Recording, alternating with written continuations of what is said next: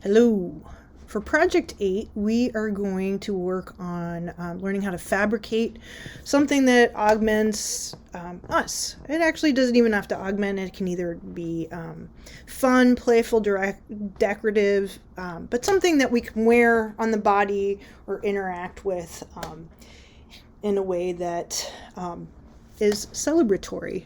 Uh, I am going to show you the work of Nick Cave, an artist who makes sound suits, so things that allow him to be performative. They're sculptural. They often are presented in a museum, but then he also wears them to create performances and events. And then we're also going to look at the work of Brian Youngin, who created or got his work first making masks out of Air Jordans. You'll see his entire presentation because I think his work's really important and it shows you how he transforms everyday objects into unique ways.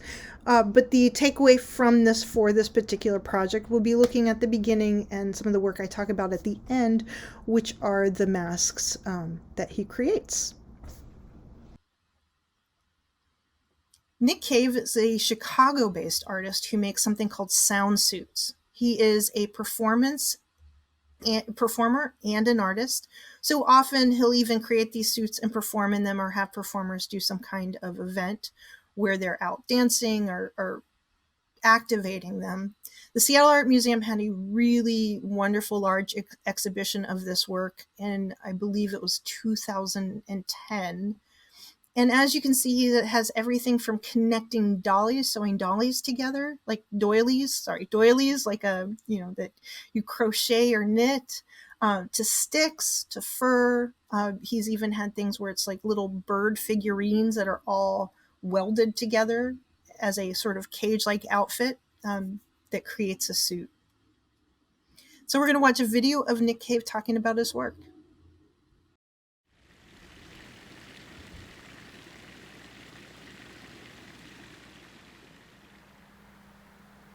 Cranbrook Academy of Art is where I did my graduate studies. It was a bit shocking, I think, at the beginning, because I was the only minority there. This is in 1988.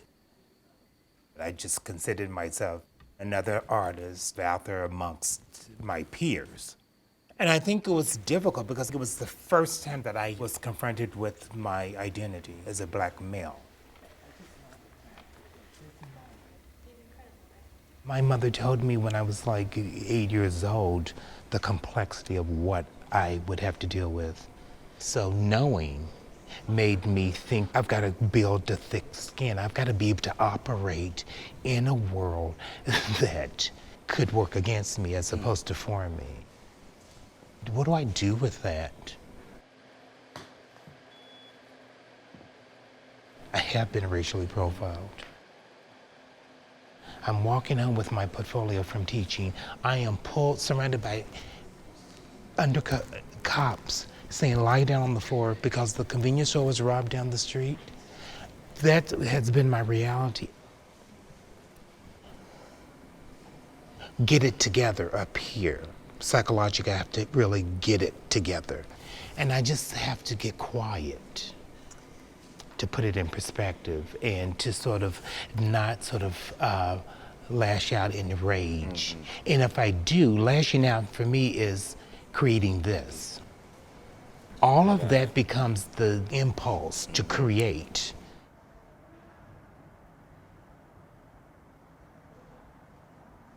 I don't ever see the sound suits as fun. They really are coming from a very dark place. The sound suits hide gender, race, class, and they force you to look at the work without judgment. We tend to want to categorize everything. We tend to want to find its place. How do we sort of be one-on-one with something that is unfamiliar?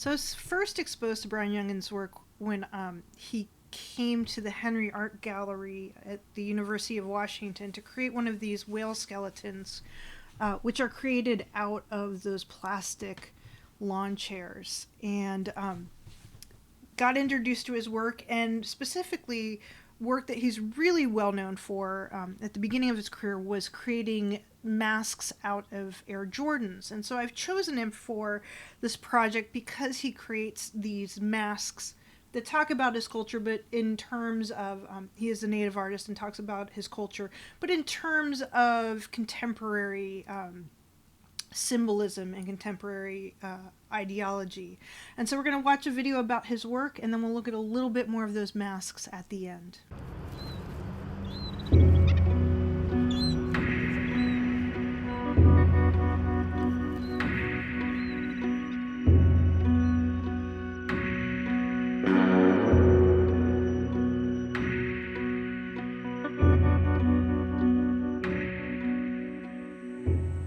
I didn't grow up on the coast. I really like being by the ocean, but I like to go visit it and then go away again. When I lived on the coast, I was very influenced by the artwork of the First Nations on the coast. And I was interested in how something very specific, like the coastal motifs and imagery, moved to being something that was really associated with the whole province. I had heard that the last killer whale was leaving the Vancouver Aquarium, so I wanted to go film her. And that's when I kind of stumbled upon what used to be a big industry, the whaling industry on the West Coast. The imagery of the whale was pretty widespread across maritime native cultures.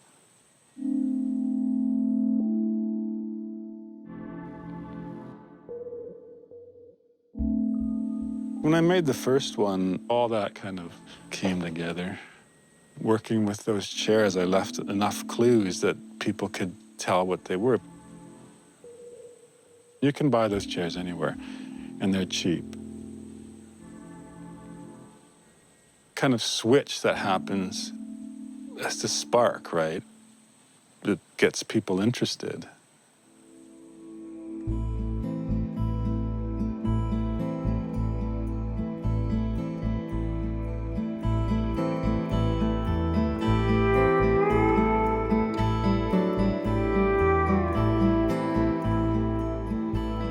If you ask any native Indian person, where are you from?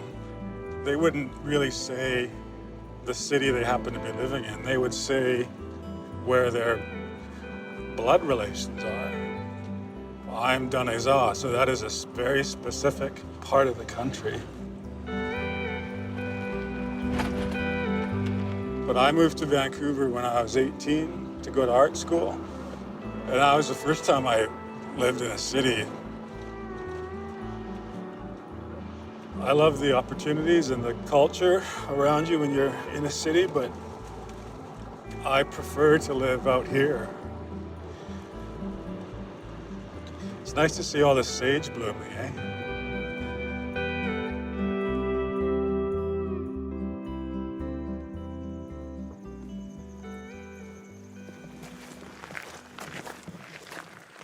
My childhood was spent on a really large cattle ranch.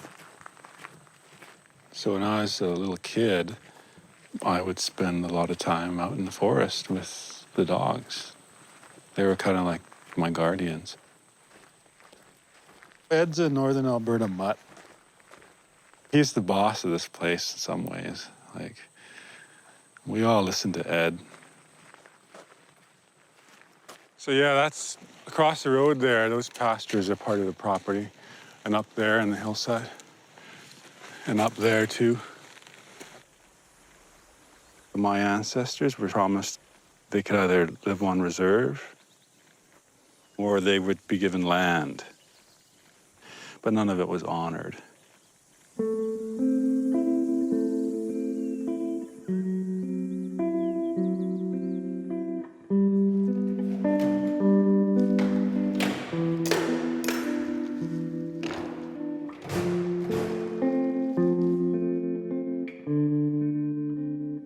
I started working with shoes in the 90s, I went into Nike Town. They had sneakers of theirs in glass vitrines, and I thought that was so strange.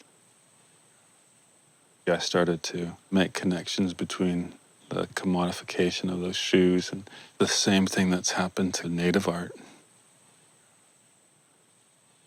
And then there was just a kind of a strange coincidence that the color schemes and designs look very similar to Northwest Coast masks. There was this kind of illicit thrill I got by buying these Air Jordans and like immediately starting to kind of cut them up and stuff. So, yeah, and that was my first kind of foray into making objects.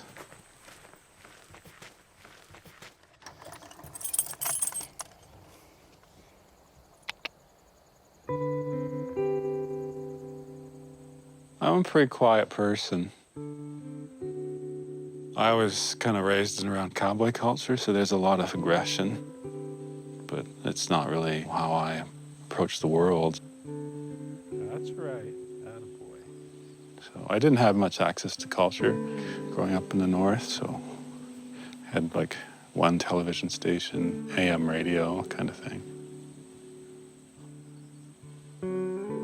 My folks died when I was 7, so I just kind of like buried myself in my imagination. I used to make artwork because I thought I could hide behind it. And that turned out not to be the case. My artwork became so tied up with my identity, especially as Native Canadian, that it was almost impossible to talk about my artwork without my identity.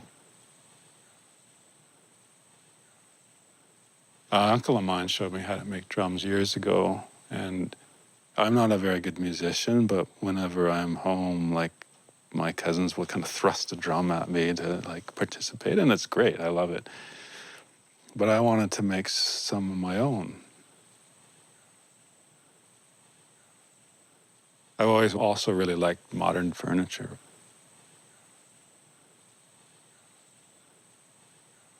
So I kind of used those chairs to make these drums, give them a life other than the utilitarian furniture, right? Kind of give them a voice.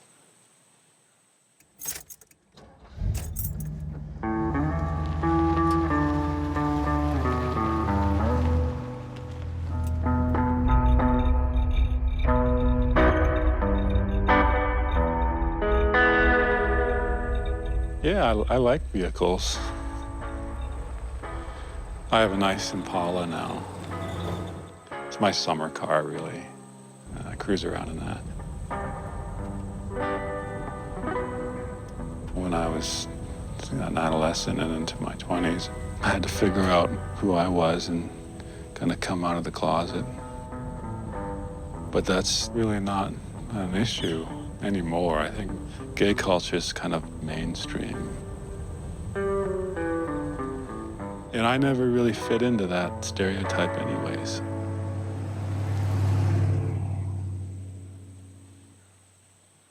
My family are hunters. It's very common in Canada. But a lot of my family have freezers to keep moose meat in.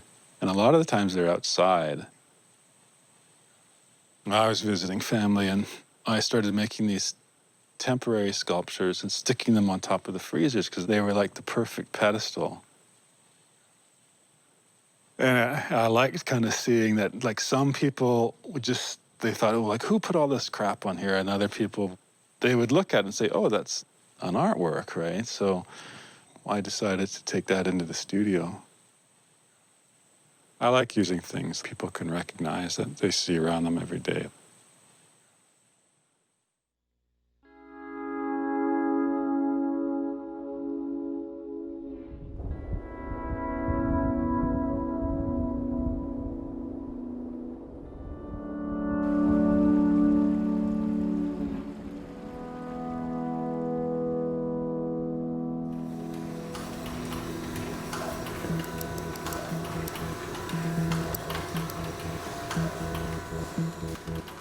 This new series I just started, it's going to be shown in Vancouver in January.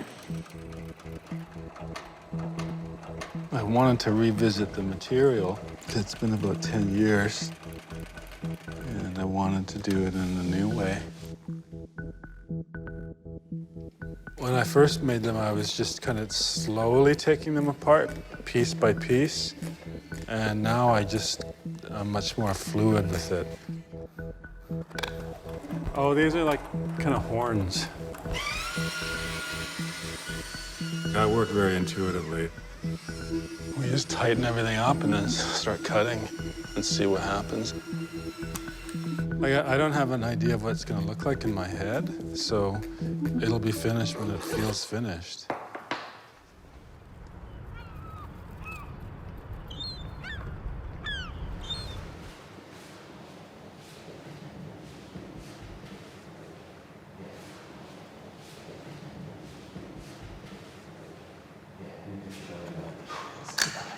You know, I always say to myself, I'm not going to work like this anymore, and things are going to be done weeks ahead of the opening, but I guess a part of me still likes the kind of intensity of working down to the wire.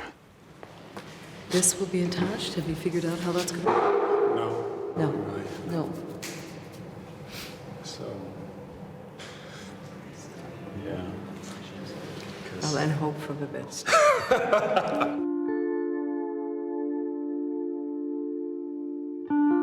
I wanted to make these ones more abstract.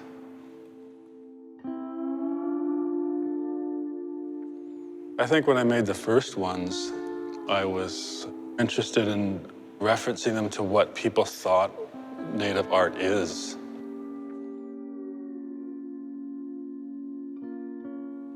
Now, I've kind of moved away from that.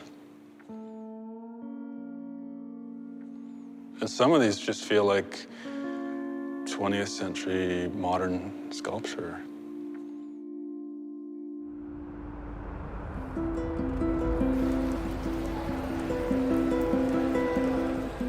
I'm involved in a contemporary art community that is very exclusive.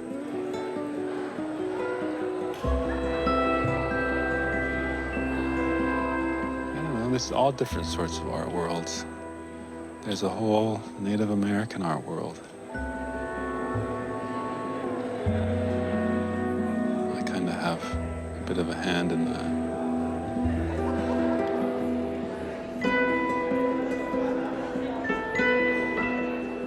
If I hadn't gone to art school, if my parents hadn't died, I probably would have wound up working on the family farm and making art in secret.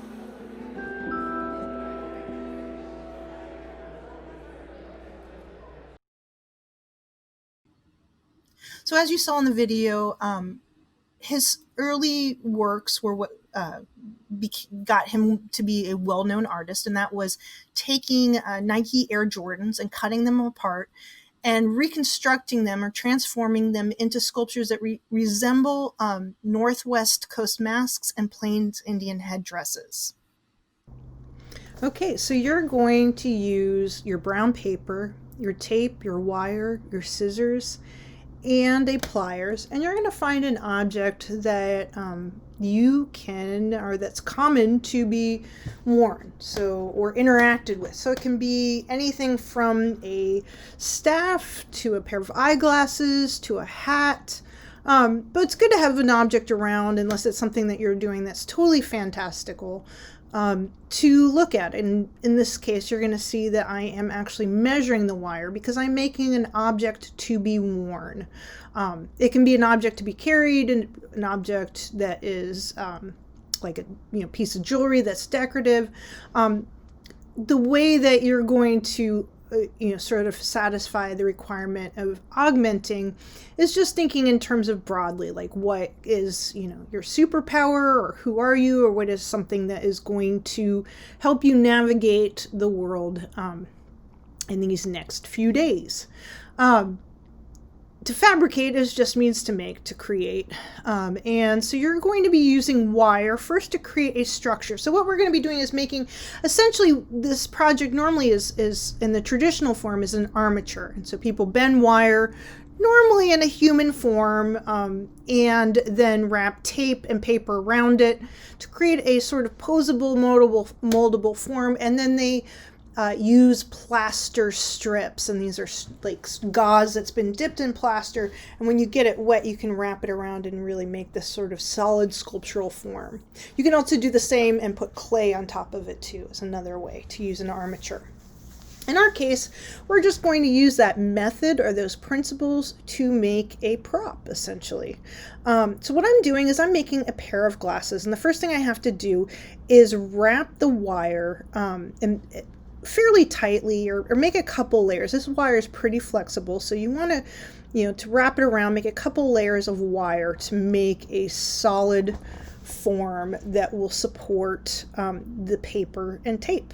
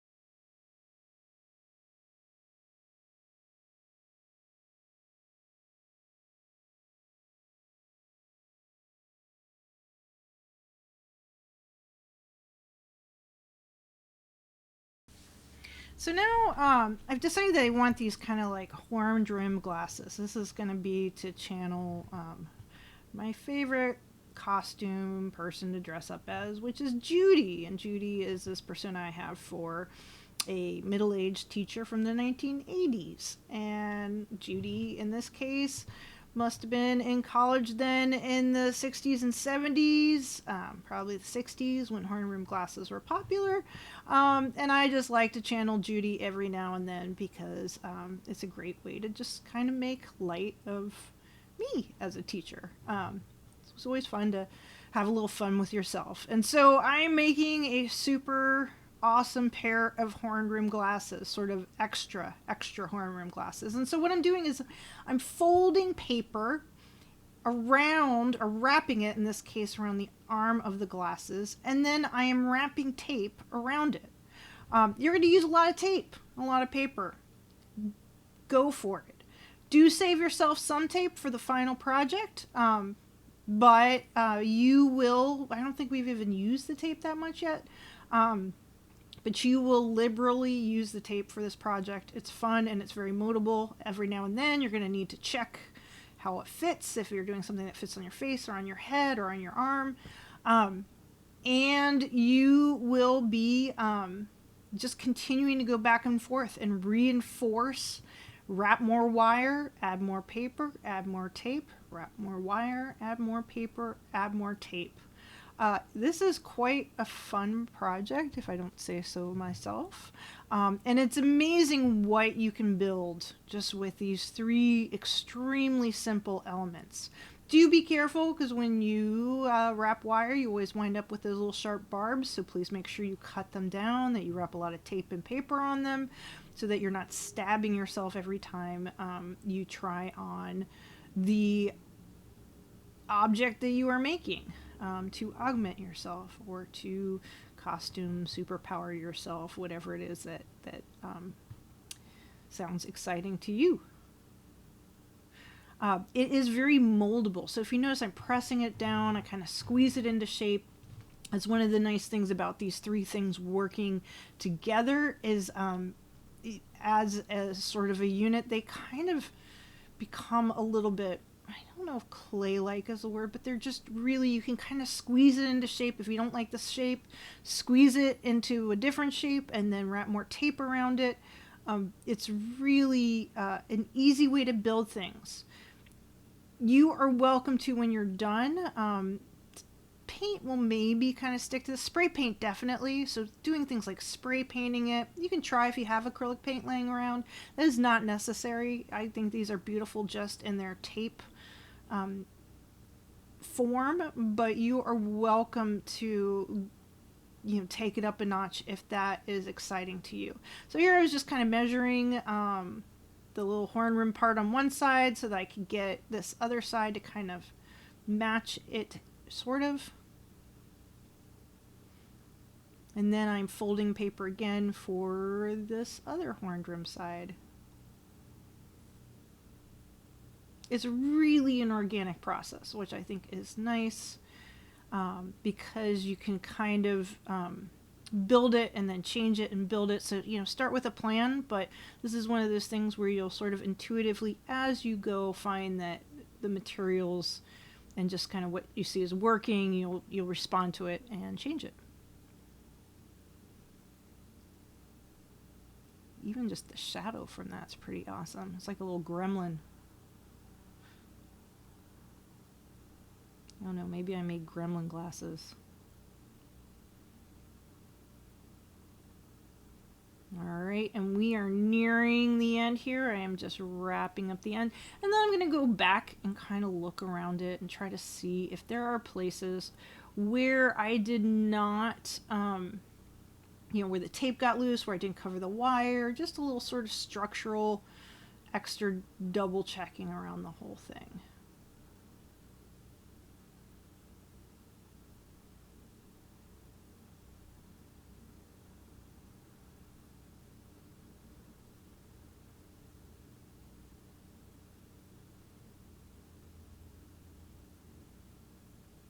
So once again, you can make anything, glasses, a hat.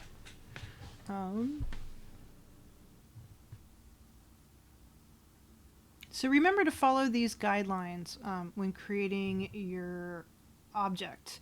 I want you to be thoughtful and think about something appropriate, and the Scream guidelines are also in your week 8 folder. So please go through and ask yourself these questions to make sure that you are being thoughtful, kind, and appropriate and inclusive. So, Sculpture Project 8, Fabrication and Augmentation. The assignment is to use paper and tape and wire to create something that augments or complements your body, personality, or alter ego. This can be a garment or object to wear, something that you carry with you, or a tool that helps you in a real or fantastical way. This voice, you need to upload it to VoiceThread by our first class next week, and this VoiceThread will be public to the class, and we will use it for critique. Remember to consult the SCREAM Simple Costume Racism Evaluation and Assessment Meter to make sure what you've created is kind, intelligent, and inclusive. All right, I look forward to seeing what you make.